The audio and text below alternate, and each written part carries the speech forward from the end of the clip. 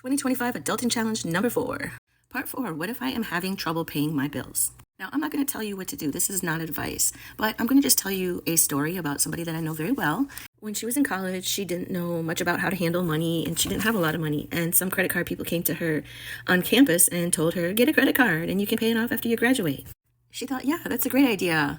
I'm going to be rich after I graduate with my college degrees, and then I can pay it off then. I mean, that's what she thought. Anyway, this girl was pretty broke a lot of the time. She remembers having $1 of cash left and thinking, should I get a loaf of bread or a burrito from Taco Bell? And she chose the burrito because, she hadn't had protein in a while and her job was donating plasma, so she needed to stay strong for that. That was a $45 a week job back in the 90s. Anyway, she kept changing her major because she didn't know what she was doing in college, and she didn't graduate until several years later with a bachelor's degree in liberal studies, which is a fancy way of saying that her credits were all over the place in different areas, and she didn't get the great job where she could pay everything off. Several years later, she looked back and thought, oh, wow, I shouldn't have got a credit card. But that's just the beginning. Then she married a guy who didn't pay any bills. Her self-esteem was pretty low, and she continued to buy groceries and things she needed but couldn't afford because she had to pay the minimum balance of all her credit card bills. And then she started getting smarter, and she got a divorce. Unfortunately, since all the credit cards were in her name, she got stuck with all of them, and now she was broke.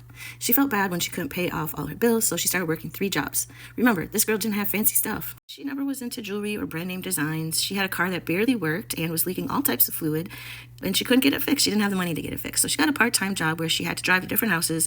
She kept fluids in her car so she could refill them with coolant and oil after each job. She worked an average of 80 hours per week just to get by. Her balances and minimum payments were getting higher, and she started to drown.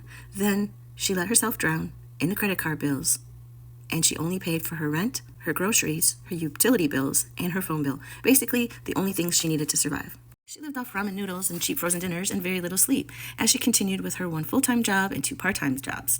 She stopped answering her phone and put it on silent because the credit card companies kept calling. There were late fees and higher interest rates on all the cards. The phone calls kept coming, and time passed, and everything went to collection agencies. Her credit score was terrible, and she still struggled to pay all of her normal bills. Fortunately, there weren't any lawsuits because who can afford that? She made her part-time job her full-time business. She was a renter, so there was no property for the collection agencies to take, and there were no wages to garnish. Then, without going through an official bankruptcy in court, 7 years later, all of the unpaid credit cards that were ruining her credit score suddenly disappeared. She was able to buy a home, grow her business, and work from home. Some other options she could have tried were a nonprofit credit counselor, debt settlements, or bankruptcy. But somehow it all worked out, and I don't want to say things are easy for her now. The bills are still high and above the cost of living, but she's doing her best. She survived. By the way, did you know that Thomas Jefferson struggled with chronic debt through his life due to lavish spending habits? After he died, his family had to sell his estate and personal belongings to settle his accounts.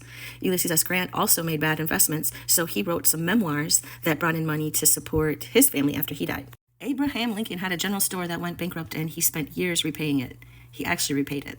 And yes, your next about to be president again filed for Chapter 11 bankruptcy 6 times, including the Trump Taj Mahal in 1991, the Trump Plaza Hotel in 1992, the Trump Castle in 1992, the Trump Plaza Casino in 1992, Trump Hotels and Casino Resorts in 2004, and Trump Entertainment Resorts in 2009. His personal wealth was protected, and he used those bankruptcies due to legal protections and limited personal guarantees.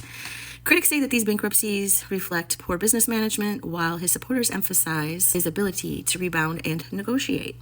So I want to ask you this. I want you to think about this. What do you think if all of us that have credit card debt and are having trouble paying it would stop paying it now, pay just our necessities like our home, car, food, clothing, utility bills, and phones?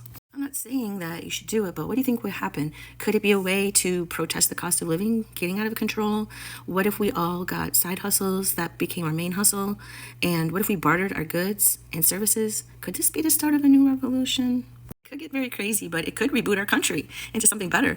I'm not saying that any of this is right or wrong, but I'd love to see your thoughts in the comments. What do you think? What do you think would happen if we did this? Would it be like 2008 all over again?